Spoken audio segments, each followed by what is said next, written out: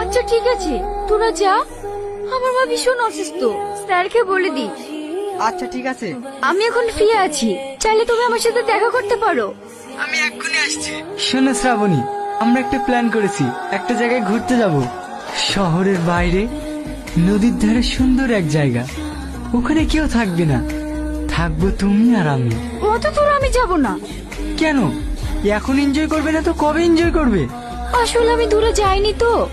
আরে যাবো না বললে হয়, আমরা সবাই যাব। এই না করে কালকেই বেরিয়ে পড়ি। কি হলো, এত দেরি কেন? তোমরা যে বলে নদীর ধারে যাব, তাহলে আমাকে এখানে ডাকলা কেন?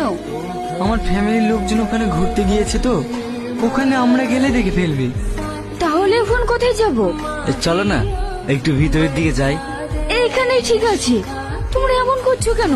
আমরা তো এখানে আনন্দ করতে এসেছি। আনন্দ তো করবোই,